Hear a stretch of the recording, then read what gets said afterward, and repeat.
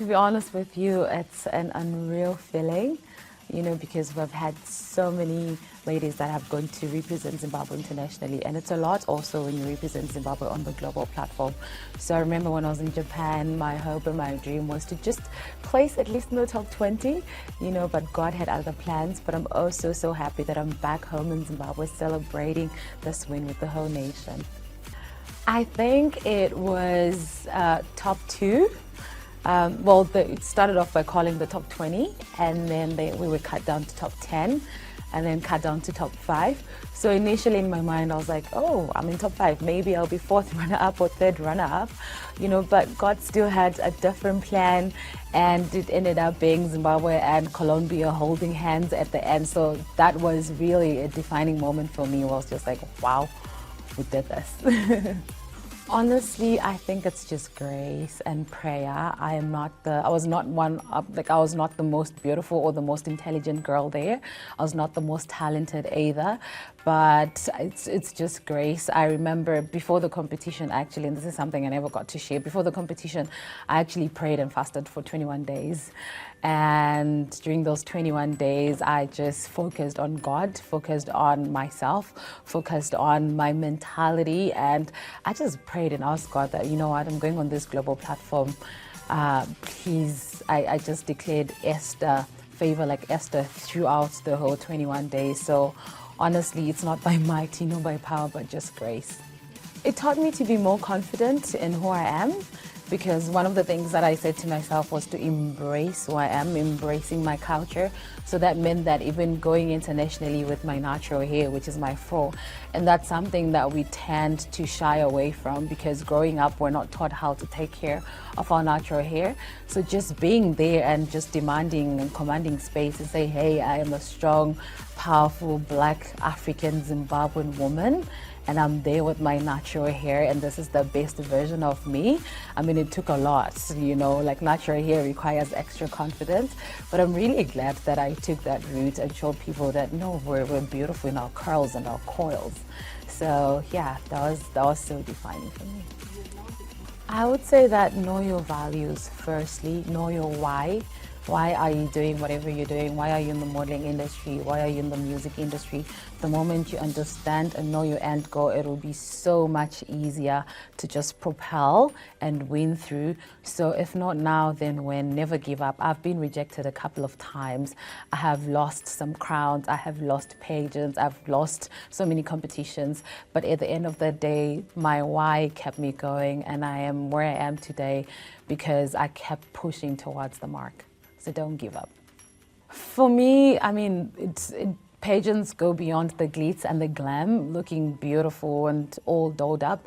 Sometimes I believe that when you're a queen, you're an ambassador of the nation, and you shouldn't wait for people to serve you, but rather go out in the community and serve. So what really set me apart was initially when I was crowned, I said to myself, I'm ready to serve. Even if it means removing my shoes and walking, like I'll do that. I'll do anything for my country. And so I do have a foundation called Help a Child Save a Nation that is currently paying tuition fees for 72 kids in Mashonaland Central.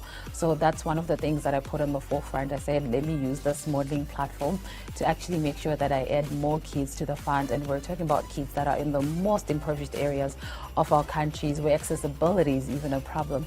So every semester we just identify and we add more kids to the fund. So that's the number one reason why I have really decided to pursue modeling, because it has helped me to just keep on adding more kids to the fund and keep, just telling that boy child, that girl child that, what, you're enough, and we're supporting you and giving them back that hope.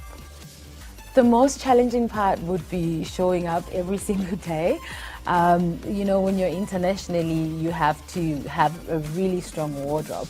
The minimum you can change in a day actually is 3 outfits.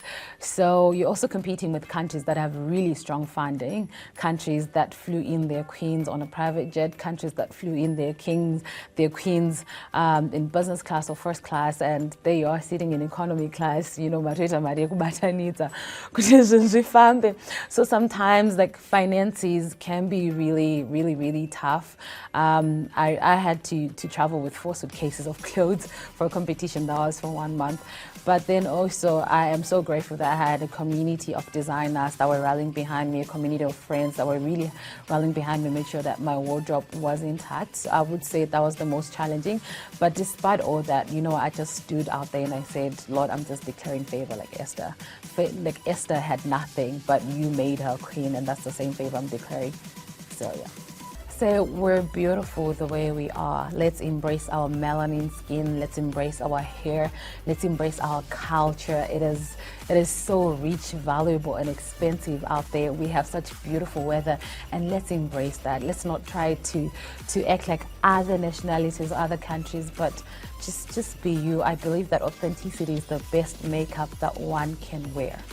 Oh, in terms of the modeling industry, I'm not sure yet, but I'm definitely going to use the platform to add more kids to the fund. So I coined the whole vision, 1 million kids to school, because I'm hoping to at least pay tuition fees for 1 million kids every term. So I'm definitely going to use the platform to add more kids to the fund, but also using the platform to really show people that, we were named the #1 tourism country by Forbes for a reason, to share the culture, the beauty, the tourism of Zimbabwe internationally, because now I do have international fans that are following me. I also have my international queens on the top 5 who are actively following. So just showing them the beauty of Zimbabwe and hopefully getting them to come to Zimbabwe to experience our beautiful culture.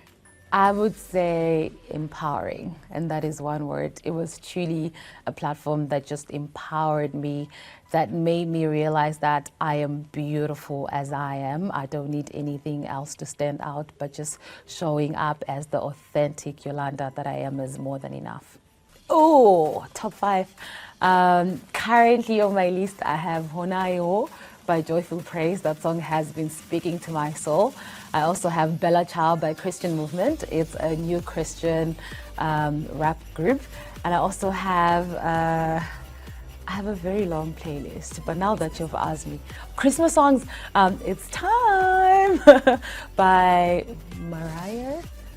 Yeah. And then it's beginning to look a lot like Christmas. I love that song. And then also, I think it was sang by, I forgot the name of the group, but it goes like, Mary, did you know that your baby boy would one day walk on water? I love that song. Oh, yes, Epic City. Oh, I would say, I find Christmas movies cheesy. So I don't watch a lot of those. Oh, that would be last year when we traveled to my grandparents' house.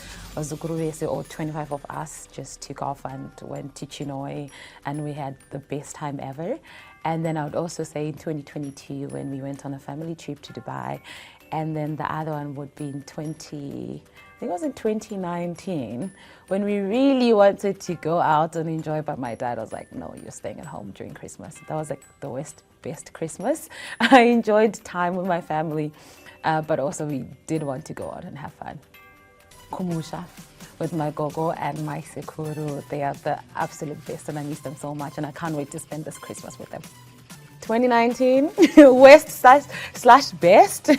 We stayed at home because my dad, I think he didn't have enough funds for us to go and enjoy. But you know what? That was actually the best time because we just bonded and laughed and grilled some corn, and we had really good family time, and I miss that, and I miss him too.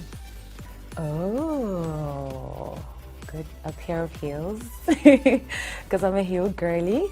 A holiday trip, South Africa or Dubai. And just sleep, honestly, because I never get enough time to rest. Oh, Merry Christmas and Happy New Year. Please stay safe, don't drink and drive, enjoy this Christmas and bond with the family. Lots of love and light from this International First Runner.